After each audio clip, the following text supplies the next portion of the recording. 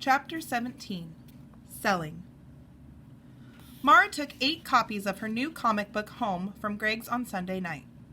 She gave 1 to her mom, 1 to her dad, and 1 to her big brother Tommy.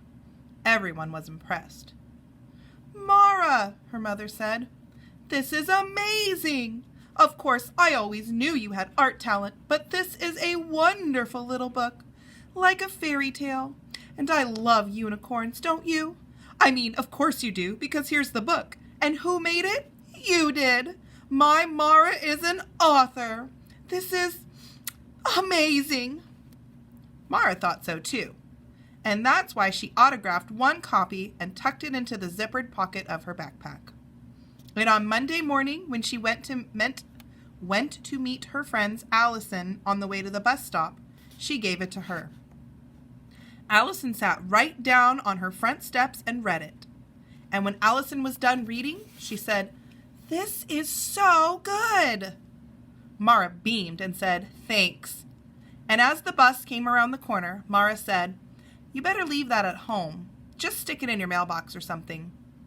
But Allison said, "It's okay. I won't show it to anybody. Promise." She slipped it inside the front cover of her social studies book, and they both ran and got on the bus. Mara had watched Allison's face as she'd read the story and looked at the pictures.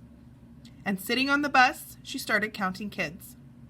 There were 47 students on the bus by the time they got to school. And Mara found herself thinking a little like Greg, because she felt sure that she could have sold every single boy and girl on the bus a copy of her new comic book. She could have been well on her way toward being a recognized artist and author. Except it wasn't allowed. As usual, Mrs. Davenport had been very efficient. She had prepared a written version of the all-school announcement she had made on Friday. She had made it shorter, more to the point, and it was printed up in a large type. And by Monday morning, a copy was hanging on every bulletin board in every hallway and every classroom at Ashworth Intermediate School. Announcement.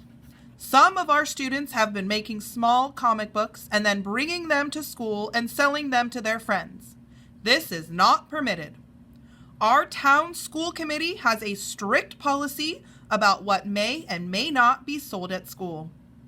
Starting right now, these little comic books may not be brought to school, they may not be created at school, and they certainly may not be sold at school.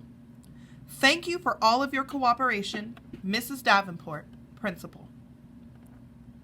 Sitting in social studies, Mara stared at a copy of the announcement. She read it, then she read it again. And one sentence stood out to her. Our town school committee has a strict policy about what may and may not be sold at school. May and may not. So that meant some things were okay to sell at school, and some things were not. And the school committee got to choose. Interesting. In her mind, Mara began to argue with the school committee, imagining what she would say to those people. Because, really, what was wrong with selling their comics to other kids? Nothing. Or at least nothing she could see. Certainly not with her little comic book, or Greg's either. And sitting there thinking in Mrs. Sanborn's class, Mara happened to look over and notice the front of Brittany's social studies book. Except she couldn't actually see the world cultures book. On the first day of school, Mrs. Sanborn had required that all the kids tape covers onto their new books. And the glossy book covers Mrs. Sanborn had handed out were loaded with pictures of high school athletes wearing Nike shoes and Nike shirts and Nike shorts and hats and warm-ups. And Mara realized that every social studies book in the classroom was trying to sell her something. And she thought, I guess the school committee decided that was okay. Then in the gym a couple periods later, Mara saw posters about a fundraiser for new uniforms for the soccer and basketball teams. They weren't posters kids had made.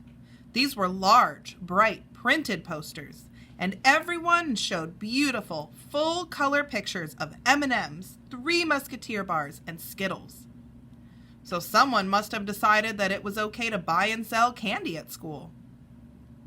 Outside during gym, Mara took a good look at the new scoreboard on the soccer field. It was all red and white, and it was trying to sell her a Coke. Next to the door on the way back inside, a big black and blue machine was trying to sell her a bottle of sports drink. And in the cafeteria at lunchtime, a long banner was selling pizza because it was Domino's Pizza Day. And over in the corner, a machine was selling frosty cans of juice. Seeing all this got Mara thinking. But then during 7th period language arts class, something happened that got Mara really excited.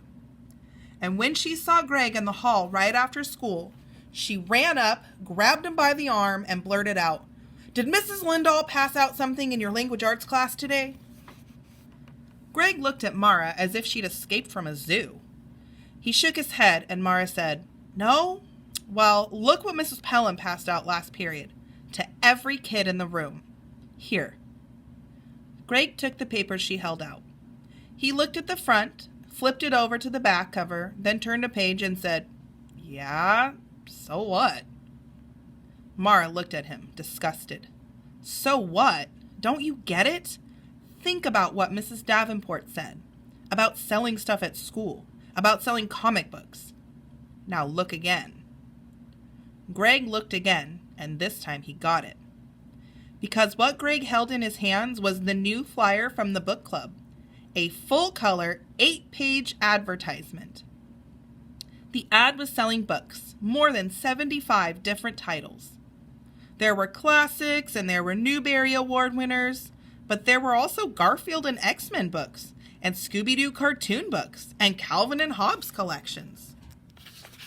There were magic trick books, drawing books, and even books that had come with toys, like bobblehead keychains and little silver necklaces. This book club flyer was like all the other ones Greg had looked at once a month ever since 1st grade. Because once a month, the teachers handed out the flyers, and then the kids placed their orders, and then the teachers collected the money. And where did all this buying and selling happen? At school.